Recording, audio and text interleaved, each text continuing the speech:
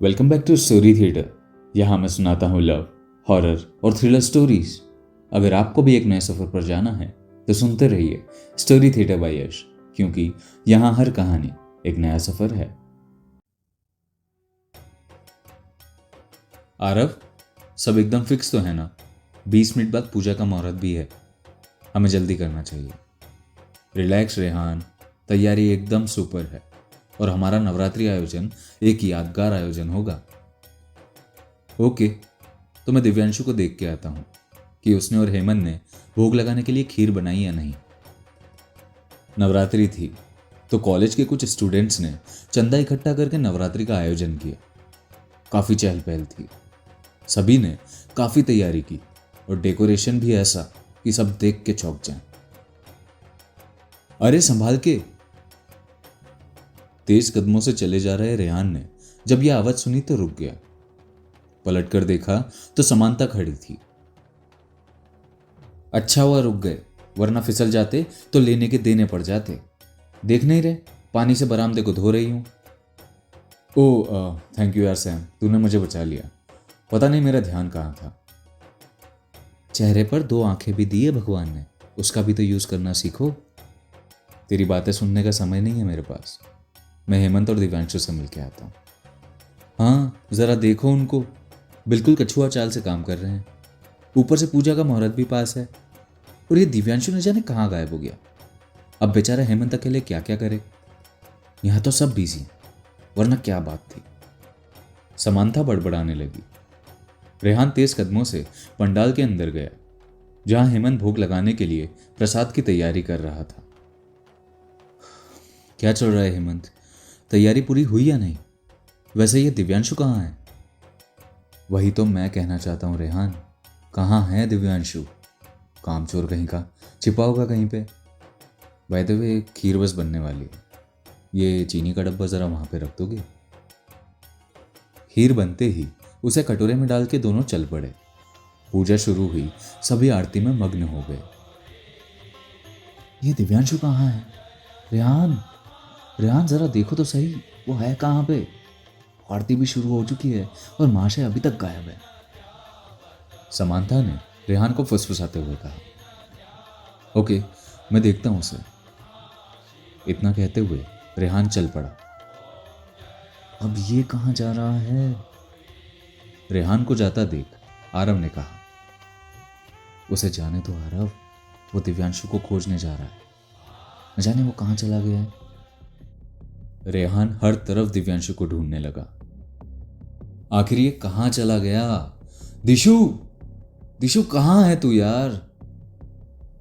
रेहान उसे पुकारने लगा। उसे ढूंढते ढूंढते वो उस पंडाल पहुंचा। कहाँ खोजूं इसे? कॉल का भी रिप्लाई नहीं दे रहा है। रेहान परेशान होकर बड़बड़ाए जा रहा था। अचानक उसकी नजरों ने जो देखा, उसे देखकर उसके होश उड़ गए। चावल की बोरियों के नीचे उसे एक हिलता हुआ हाथ दिखा। ओ गॉड दिशु! रेहान घबरा गया। उसने जल्दी जल्दी उन बोरियों को हटाया और उसके चेहरे पर पानी की बूंदें डाली। होश में आ जा यार! रेहान, दिव्यांशु ने धीरे धीरे आंखें खोली और रेहान को अपने सामने देख राहत की सांस ली। ये सब किसने किया? किसने किया बता मुझे। रेहान, वो लड्डुओं में कांच मिली हुई है, सब बर्बाद हो जाएगा। हेमंत ने लड्डुओं में कांच के टुकड़े डाले हैं। क्या? हे भगवान, अब तक तो सैम और आरव ने प्रसाद बांटना शुरू भी कर दिया होगा। हमें उन्हें रोकना होगा, जल्दी चल। इतना कहते हुए रेहान दिव्यांशु को लेकर चल पड़ा। रेहान का अंदाजा सही था, आरव और हेमंत प्रसाद बांटने में लगे हुए थे। ओ आ गए आप लोग, पधारिए ना। समांथा ने ताना कसा। सैम, सैम मेरी बात सुनो, वो लड्डू।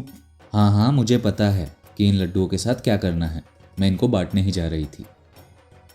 ये सुनते ही दिव्यांशु ने गहरी सांस ली। भगवान का शुक्र है कि लड्डू अब तक नहीं बटे। तुम्हारे कहने का क्या मतलब है? सैम, इनमें कांच मिली हुई है। क्या? पर पर किसने किया ये? दिव्यांशु, तुमने या उस हेमंत ने? सैम, ये सब हेमंत का किया धरा है। उसने लड्डुओं में कांच मिलाया और जब मैंने उसे रोका तो उसने मुझ पे हमला कर दिया, फिर मुझे चावल की बोरियों में ढक दिया। What? This is too much. हमें पूजा रोकनी होगी। आरव, आरव, हेमंत, जल्दी यहाँ आओ।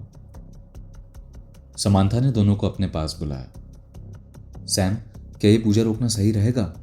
इतने सारे लोग क्या सोचेंगे? उन सब ने बखेड़ा खड़ा कर दिया तो? बखेड़ा ना हो इसलिए तो ये जरूरी है। जरा सोचो, तुम सबके आने में जरा भी लेट होता और ये लड्डू मैं लोगों में बांट देती तो क्या होता? ये हमारी जिम्मेदारी बनती है कि इस सब की रिस्पॉन्सिबिलिटी हम लें, और ये एक पुलिस केस है। ये जानते हुए कि पूजा के लड्डुओं में हेमंत ने कांच मिलाया है और हमने पूजा नहीं रोकी तो पुलिस की नज़रों में हम भी दोषी होंगे। ये सुनते ही काफ़ी देर से चुप बैठे रेहान ने कहा, सैम सही कह रही है, ये पूजा रोकनी होगी और हमें हेमंत को पुलिस में देना ही होगा। क्या हुआ? तुम सब इतने सीरियस क्यों लग रहे हो? और ये लड्डू अब तक यहीं है? चलो लाओ, मैं इसे ले जाता हूँ। आरव ने आते ही समांता से लड्डू की प्लेट लेने की कोशिश की। आरव एकदम चुप।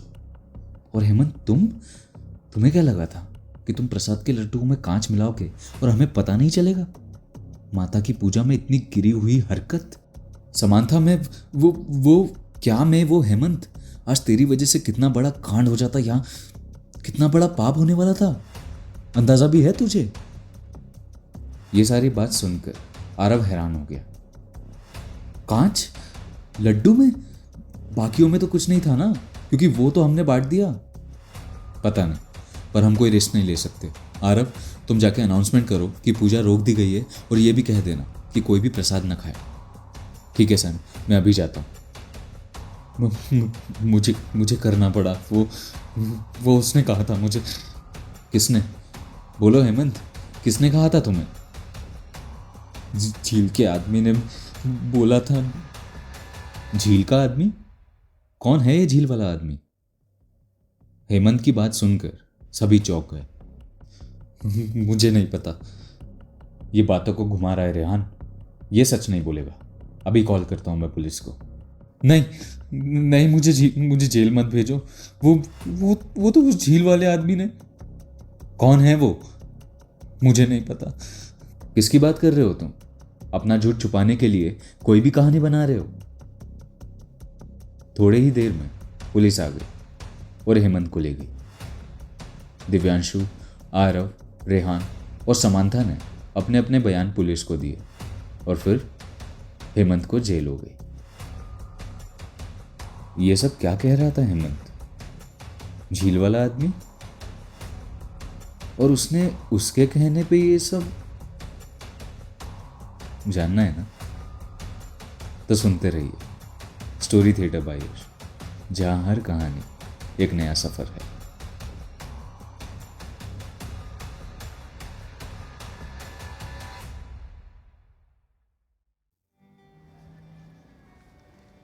हेमंत को जेल गए बहुत दिन हो गए। आज दिवाली थी। सभी दिवाली की तैयारी में लगे हुए थे। हाय सैम। बाजार में समांथा को देख रेहान ने कहा। ओह हाय, लगता है दिवाली पर काफ़ी शॉपिंग की जा रही है। हाँ, अरे अभी कहाँ हुई मेरी शॉपिंग? अभी तो और भी बहुत कुछ लेना है। I know you love shopping. By the way, तुम्हारी एक हेल्प चाहिए थी। कैसी हेल्प रेहान? मुझे एक गर्ल्स वॉच लेनी है एज अ दिवाली गिफ्ट। किसके लिए? Girlfriend? Seriously Sam? Look, I am 100% single. You know me right? Yes mister Rehan. पर मुझे समझ नहीं आता कि तुम अब तक सिंगल क्यों हो। पता नहीं, जो भी हो, गर्लफ्रेंड है नहीं तो सवाल ही पैदा नहीं होता। वॉच तो मैं अपनी मॉम के लिए खरीदना चाहता हूँ। आंटी के लिए? तो चलो फिर, देरी किस बात की? दोनों वॉच की दुकान की ओर चल पड़े। रात होते ही पूरी कॉलोनी दियों की रोशनी से नहा गई। हर जगह पटाखों की आवाज गूंजने लगी। रेहान और आरव अपने सारे दोस्तों को दिवाली की शुभकामनाओं के साथ मिठाइयाँ भी बांटने में लगे हुए थे। काश आज हमारे साथ हेमंत होता। कुछ चीज़ें हमारे बस में नहीं रहती रेहान। हेमंत ने जो किया उसे हम भुला नहीं सकते। आरव ने रेहान के कंधे पर हाथ रखते हुए कहा। जानता हूँ आरव, पर कई बार मेरे दिल में ख्याल आता है कि उसने ऐसा क्यों किया। आखिर क्यों? क्या हमने हेमंत को समझने में भूल कर दी, या फिर बस कर रेहान, कितना सोचता है तू हेमंत के बारे में? अगर उसने भी हमारे बारे में इसी तरह सोचा होता तो ऐसी हरकत कभी नहीं करता। ये ले, समांथा का भी घर आ गया। चल चल के उसे दिवाली विश करते हैं। दोनों ने दरवाज़ा खटखटाया तो समांथा की माँ ने दरवाज़ा खोला। हैप्पी दिवाली आंटी, ये मिठाई है समांथा और आप सबके लिए। हैप्पी दिवाली बेटा। समांथा तो घर पर नहीं है, वो सुबह शॉपिंग पर गई थी पर अभी तक आई नहीं। तुम्हें कुछ पता है क्या? उसके पापा उसे ढूंढने गए हैं। अरे पर सैम को तो अब तक आ जाना चाहिए था।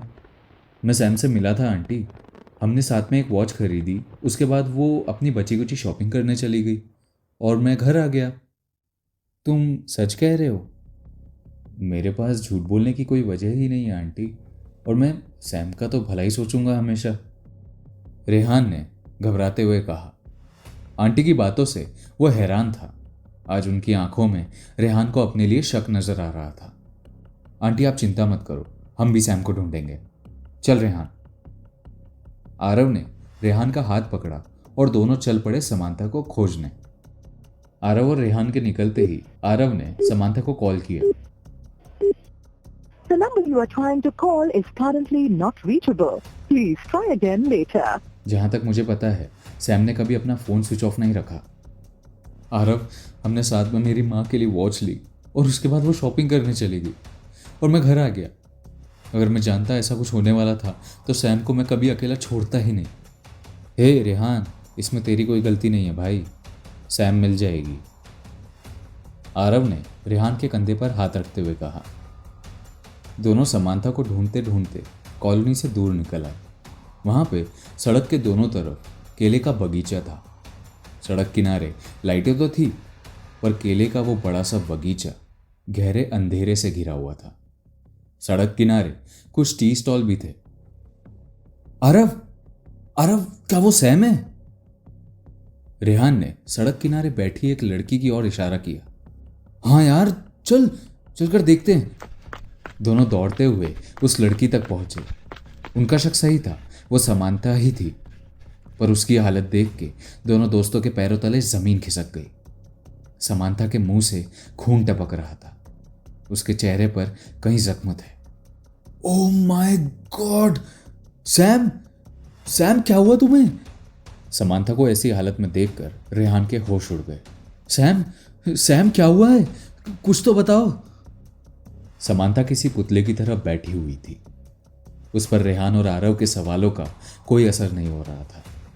ऐसा लग रहा था जैसे वो नींद में थी। सैम, सैम कुछ तो बोलो। चलो चलो उठो, चलो घर चलो, अंकल आंटी काफ़ी परेशान हो रहे हैं। आरव ने उसका हाथ पकड़ा और उसे खड़ा करने की कोशिश की, पर अगले ही पल वो चौंक गया। सैम, सैम तुम्हारे हाथ पर ये निशान कैसा? हे भगवान, इससे तो खून भी बह रहा है। रेहान, ये क्या हुआ समांथा को? सैम, सैम ये हमें जवाब क्यों नहीं दे रही आरव? ये तो मुझे भी नहीं पता रेहान, समांथा की ऐसी हालत कैसे हो गई? दोनों किसी तरह समांथा को लेकर घर पहुंचे। समांथा की माँ उसकी हालत देखकर घबरा गई। उसके पापा भी अभी तक आ चुके थे। सैम बेटा, क्या हुआ तुझे? उसकी माँ ने पानी की बोतल लाके उसका मुंह धोया और पानी पिलाया। ये क्या किया तुमने मेरी बेटी के साथ? उसकी हालत कैसे हुई, बताओ। समांथा के पापा ने रेहान का कॉलर पकड़ के उससे पूछा। अंकल, अंकल मेरी बात सुनिए, मुझे नहीं पता कि समांथा की ऐसी हालत कैसे हुई। हमें तो आंटी ने बताया कि सैम अब तक घर नहीं लौटी, तो हम भी उसे खोजने चले गए। आरव, आरव बताना तू। अंकल रेहान सही कह रहा है, सैम तो हमें वहाँ उस केले के बगीचे के पास मिली थी, हमने तो बस उसकी मदद की है। और आंटी, अंकल, आप लोग तो मुझे बचपन से जानते हो ना, मैं सैम का बेस्ट फ्रेंड हूँ, भला मैं उसे क्यों चोट पहुँचाऊँगा? मैं कुछ नहीं सुनना चाहता। तुम मिले थे ना मेरी बेटी से आज, बताओ क्या किया तुमने उसके साथ। मैं अभी, ये तो कोई लॉजिक नहीं हुआ। मैं मानता हूँ कि मैं मिला था सैम और हम दोनों ने साथ में वॉच भी खरीदी, पर इसका मतलब ये नहीं निकलता कि मैंने उसे चोट पहुंचाई है। Uncle aunty please trust me, मैंने नहीं किया कुछ उसके साथ। अंकल आप प्लीज रेहान को ब्लेम मत करो, वो भला ऐसा क्यों करेगा। दफा हो जाओ मेरे घर से, और आइंदा मेरी बेटी के पास मत दिखना, वरना मुझसे बुरा कोई नहीं होगा। अंकल सैम को डॉक्टर की जरूरत है, और मैंने कहा ना दफा हो जाओ, और मुझे सब पता है, मुझे मत सिखाओ। रेहान, रेहान चल यहां से, चल। आरव रेहान का हाथ पकड़कर खींचते हुए बाहर की ओर बढ़ चला। ये सब क्या हो गया यार। समांथा की हालत कैसे हुई। मुझे उसे अकेला नहीं छोड़ना चाहिए था। शायद ये मेरी ही गलती है। काश मैं उसे अकेला नहीं छोड़ता। आरव मैं कभी भी सैम का बुरा नहीं कर सकता। तेरी गलती नहीं है रेहान। समांथा के साथ जो कुछ भी हुआ उसमें तेरी कोई गलती नहीं है। अपने आप को ब्लेम मत कर यार। पता नहीं क्या हो रहा है।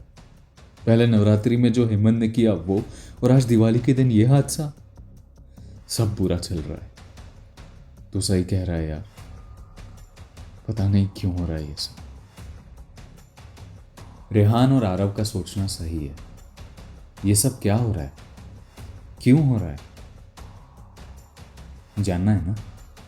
तो सुनते रहिए स्टोरी थिएटर बाय यश, जहां हर कहानी एक नया सफर है।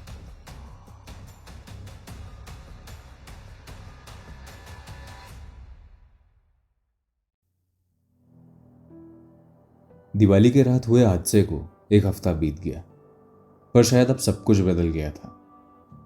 समांथा अब रेहान से कटी कटी रहने लगी। उसे देखकर वो अपना रास्ता बदल लेती थी। कॉलेज आना भी उसका लगभग ना के बराबर हो गया था। ये सब रेहान को काफी अजीब लगा, पर अगले ही पल उसके मन में ये ख्याल आया कि शायद अपने पापा के कहने पर वो उससे बात नहीं कर रही।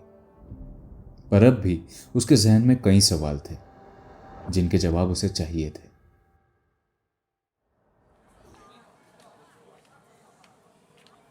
लगता है आज भी समांथा कॉलेज नहीं आएगी रेहान। थोड़ी देर में बेल बज जाएगी। हाँ, पता नहीं क्या हो गया यार सैम को, क्यों वो इतना बदल गई है। आखिर क्या हुआ था उस रात। आने दो उसे, आज सारे सवालों के जवाब लूंगा मैं। थोड़ी ही देर में समांथा आती दिखी। उन दोनों को देखकर उसने अपनी नजरें घुमा ली और आगे बढ़ने लगी। पर रेहान ने आज मन बना ही लिया था सब जानने का। समांथा रुको। रेहान ने समांथा को आवाज दी। उसकी बात सुन के समांथा रुक गई और उसकी तरफ देख के बोली, तुमने कुछ कहा क्या? हाँ सैम, सबसे पहले तुम ये बताओ कैसी हो, ठीक तो हो ना तुम? ये कैसा सवाल है रेहान? मुझे क्या हुआ? देखो ठीक ठाक तो खड़ी हूं तुम्हारे सामने। मैं भी जानता हूं और तुम भी जानती हो सैम कि ये मेरे सवाल का जवाब नहीं है। क्या छुपा रही हो यार तुम? क्या हुआ था उस रात? हाँ सैम, क्या हुआ था उस रात?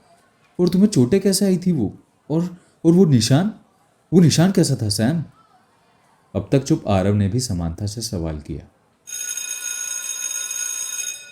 अरे बेल बज गई।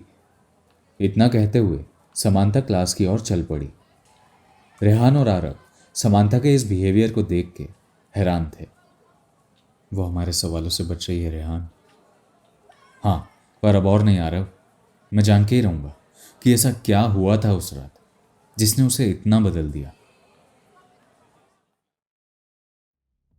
शाम का वक्त था। सूरज भी लगभग ढलने की कगार पे था। रेहान बाजार से सब्जियां खरीद कर लौट रहा था।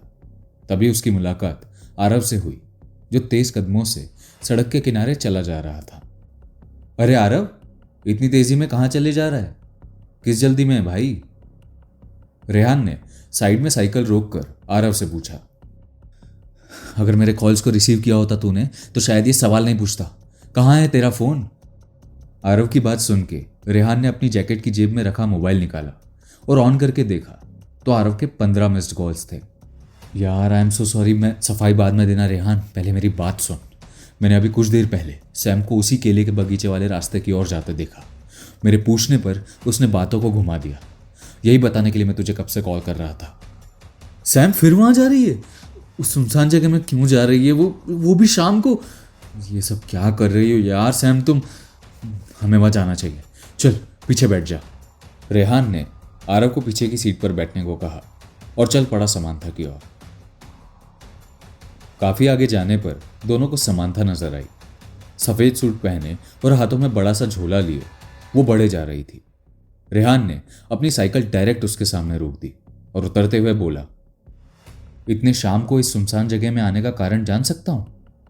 रेहान, आरव, तुम यहां जो पूछा उसका जवाब दो। ये सवाल तो मैं तुमसे भी पूछ सकती हूं। तो मेरा जवाब है, हमारे यहां आने का कारण तुम हो समांथा। तुम्हारे लिए आए हैं हम, क्योंकि हमें तुम्हारी फिक्र है, क्योंकि हम तुम्हारे दोस्त हैं। मैं जानता हूं कि उस रात कुछ तो हुआ था जिसने तुम्हें इतना बदल दिया। प्लीज बताओ यार, क्या हुआ था, ताकि हम तुम्हारी मदद कर सके। मुझे मुझे बताओ तो सही। अपने बेस्ट फ्रेंड से बातें छुपाओगी? हम तुम्हारा भला चाहते हैं सैम। लोग अपने दोस्तों से ही तो बातें शेयर करते हैं। कौन था वो जिसने तुम्हें चोट पहुंचाई? बताओ सैम, कौन था वो? रेहान और आरव की बातें सुनकर समांथा ने परेशान होकर बोला, क्या हो क्या गया तुम सबको रेहान और आरव? क्या बताऊं जब कुछ हुआ ही नहीं है? मेरा रास्ता मत रोको, मुझे जाने दो। नहीं सैम, पहले बताओ कहां जा रही हो? रेहान, मेरा हाथ छोड़ो, मुझे जाने दो। पहले बताओ सैम, कहां जा रही हो तुम? झील के आदमी के पास। उसकी बात सुन के रेहान और आरव हक्के बक्के रह गए। जो लाइन उन्होंने हेमंत के मुंह से सुनी थी, वही लाइन समांथा के मुंह से सुन के वो हैरान थे। सैम, कौन है वो मैं तुम्हें क्यों बताऊं? इतना कहते हुए वो वहां से दोबारा जाने लगी। मैं नहीं जानता कि वो कौन है, पर इतना जरूर जानता हूं कि वो सही नहीं है। और सैम, तुम वहां नहीं जाओगी। हमें बताओ समांथा, बात क्या है? ये पूरा मसला क्या है? आरव ने समांथा से पूछा। आरव, इससे कहो मेरा हाथ छोड़ दे और मेरा रास्ता ना रोके। अपने कदम घर की ओर मोड़ दो, मैं तुम्हारा हाथ छोड़ दूंगा। रेहान, जाने दो मुझे। तब तक नहीं जब तक तुम नहीं बताती कि ये झील वाला आदमी है कौन। इसका अंजाम बहुत बुरा होगा रेहान। जो भी हो, आरव जरा अंकल को कॉल तो करना, पता तो लगे उन्हें कि उनकी लाडली बिटिया आखिर जा कहाँ रही है। नहीं नहीं, बता दो कौन है वो, वरना मैं जानती थी तुम ऐसे नहीं मानोगे। इतना कहते हुए गुस्से में समांथा ने एक जोरदार थप्पड़ रेहान के गाल पर जड़ दिया और आरव को धक्का देकर उन्हीं की साइकिल पर बैठकर तेजी से चली गई। रेहान, तू ठीक तो है ना? हाँ, मैं ठीक हूं, चल सैम का पीछा करते हैं। समांथा अब भी साइकिल से उसी केले के बगीचे की ओर जा रही थी। आगे क्या होने वाला है जानने के लिए सुनते रहिए स्टोरी थिएटर बाय यश, जहां हर कहानी एक नया सफर है।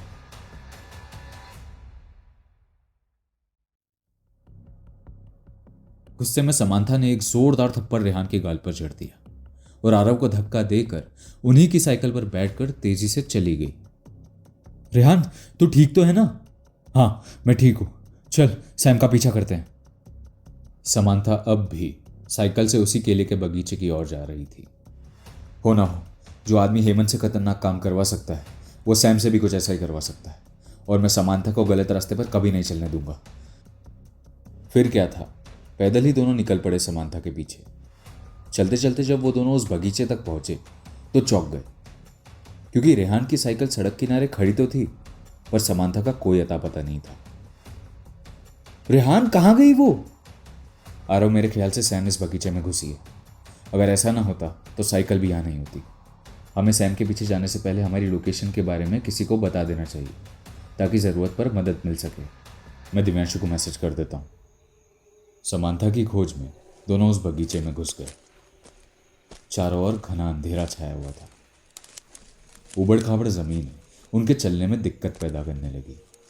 मोबाइल की टॉर्च जलाकर वो आगे बढ़े जा रहे थे।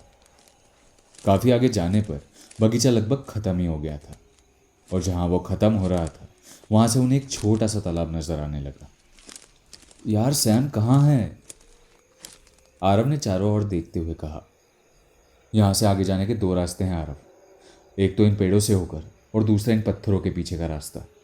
हमें देखना ही होगा कि सैम गई कहाँ। पर रेहान, इस सुनसान जगह में हमारा अलग हो जाना सेफ नहीं है यार। आई नो आरव, पर थिंक अबाउट सैम। हो ना हो वो मुसीबत में है। तू इन पत्थरों के पीछे का रास्ता देख, मैं इन पेड़ों के बीच से जाता हूँ। और हाँ, हम फ़ोन पे कनेक्टेड रहेंगे, फिर इसी जगह पर आकर मिलेंगे, समझा ना? Okay bro.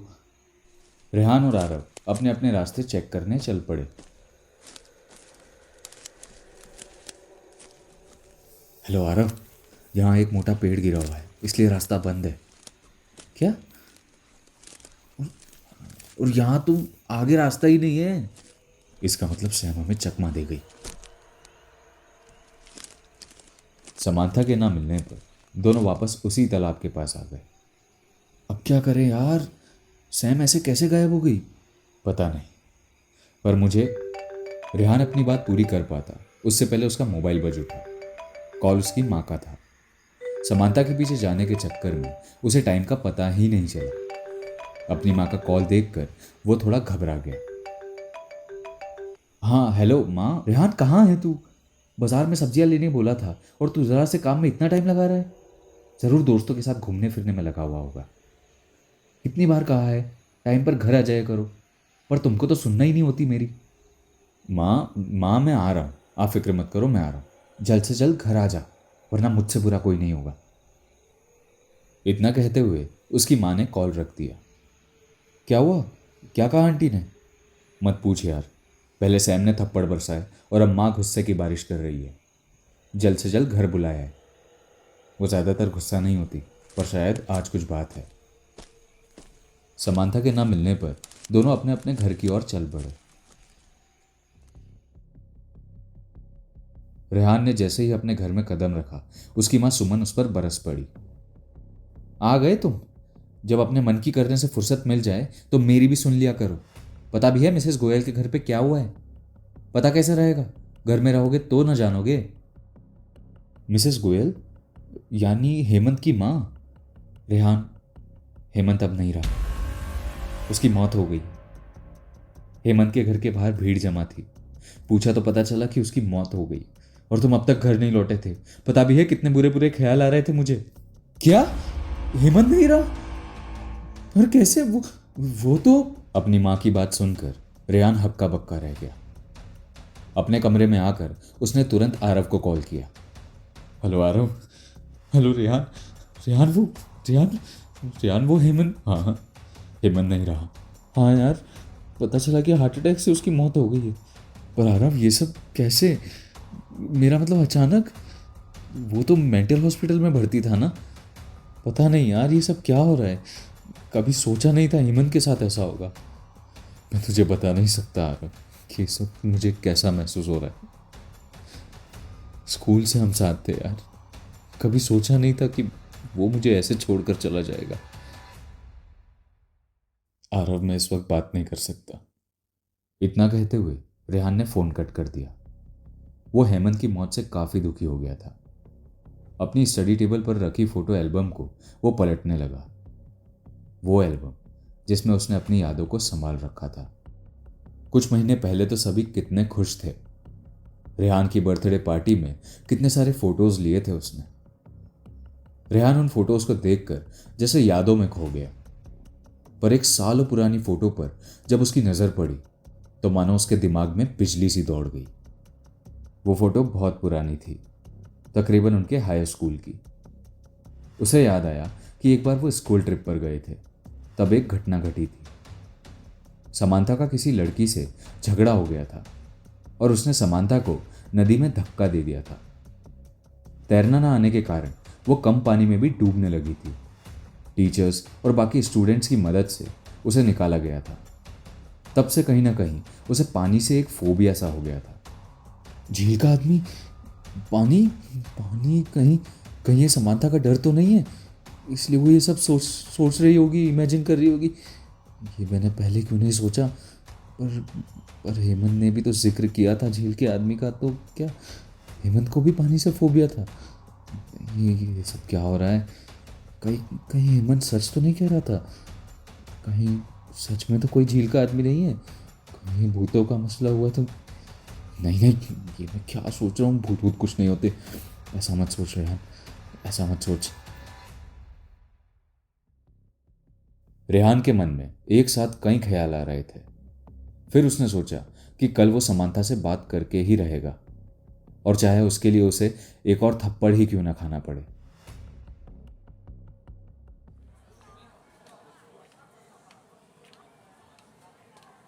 अगले दिन कॉलेज में समांता को फिर से ना देखकर रेहान काफ़ी सोच में पड़ गई। वो लड़की जो कभी क्लास मिस नहीं करती थी, वो लड़की जो पढ़ाई के मामले में कभी ढिलाई नहीं बरतती थी, वो आज क्लासेस पे क्लासेस छोड़े जा रही थी।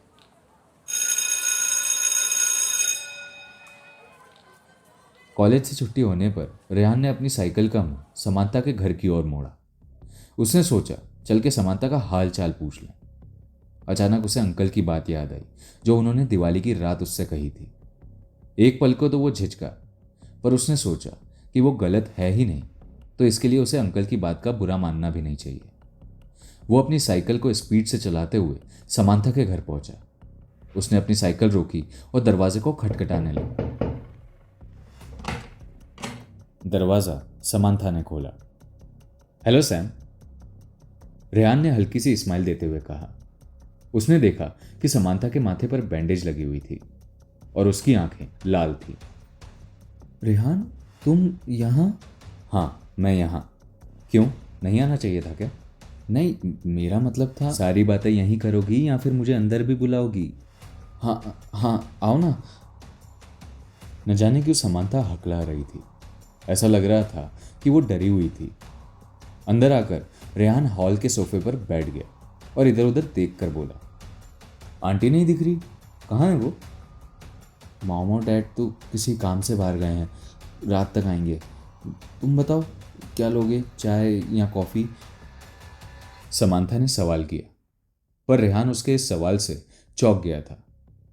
वो गहरी सोच में पड़ गया, क्योंकि समांथा को हमेशा से पता था कि उसे चाय कॉफ़ी से कहीं ज़्यादा पसंद है।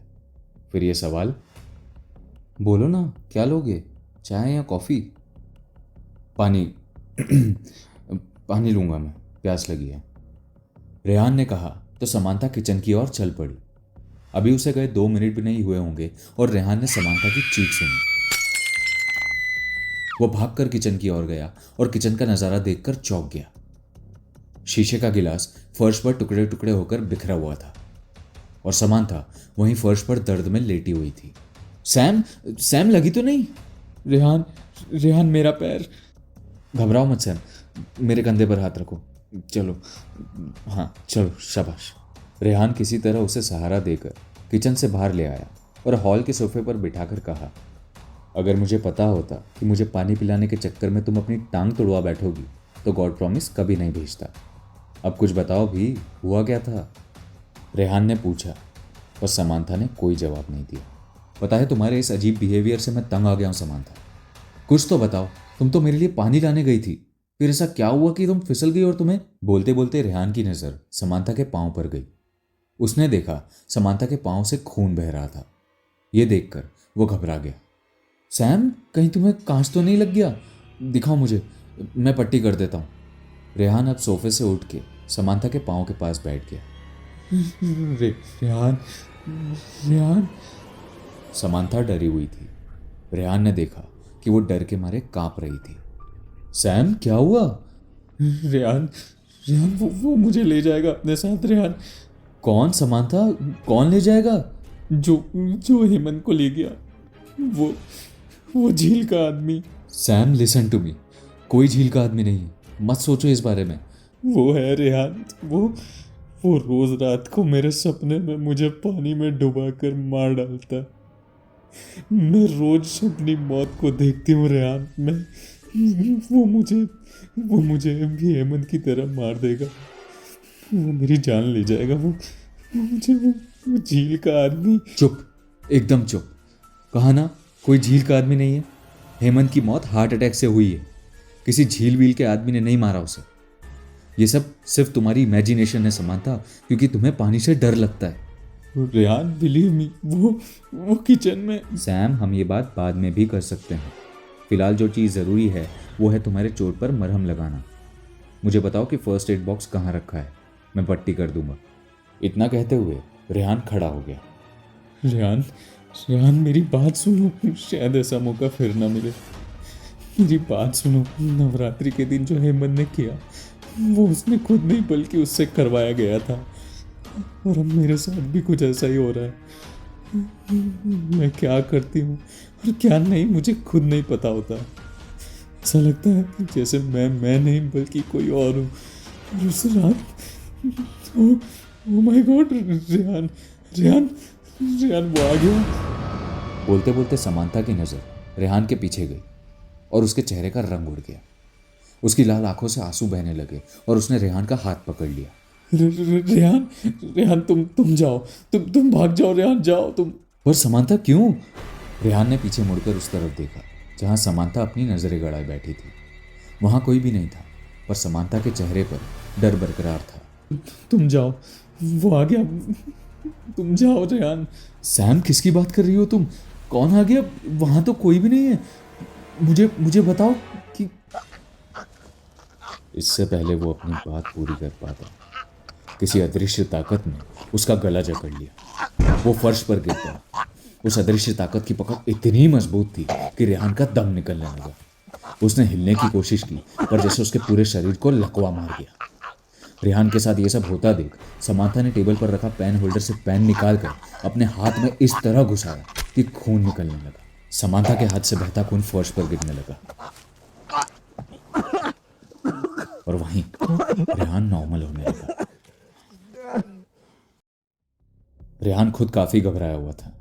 खुद को संभालते हुए वो समांथा के पास आया। ये तुमने क्यों किया? खुद को घायल क्यों किया सैम? रेहान ने देखा समांथा ने उस पेन को अपने हाथ में चुभोकर वही निशान बनाया था जो निशान दिवाली की रात को उन सब ने सैम के हाथ पर देखा था।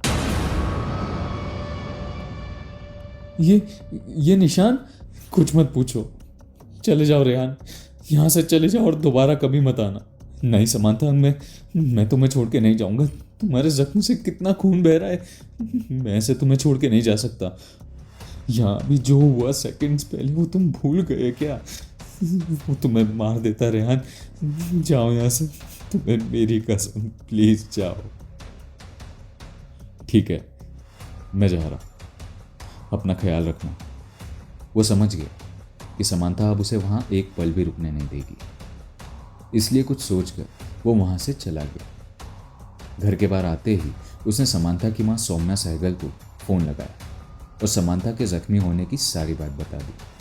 वो जानता था इससे वो परेशान हो जाएंगे, पर वो ये भी जानता था कि वो अपने सारे काम छोड़कर समांथा के पास जल्द से जल्द आ जाएंगे। आज जो भी उसके साथ हुआ उसने उसे पूरी तरह हिलाकर रख दिया था। उसे समझ नहीं आ रहा था कि उसके साथ जो हुआ वो क्या था। अगर ये बातें उसने सुनी होती तो अफवाहें मान लेता, पर अपने साथ हुई खौफनाक घटना को झुटलाए कैसे? अब तो सच में लगने लगा था कि सच में कोई झील का आदमी है। सवालों पर सवाल अपना सर उठा रहे थे, पर इन सवालों का कोई जवाब नहीं था रेहान के पास। सोच विचार में घिरा रेहान साइकिल से अपने घर की ओर बढ़ चला।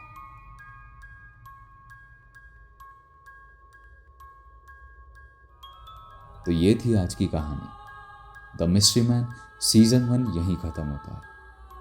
अगर आपको इसका सीजन 2 चाहिए तो कमेंट कीजिए, लाइक कीजिए, शेयर कीजिए, सब्सक्राइब कीजिए, तभी आएगा सीजन 2। तब तक के लिए सुनते रहिए स्टोरी थिएटर बाय यश, जहां हर कहानी एक नया सफर है।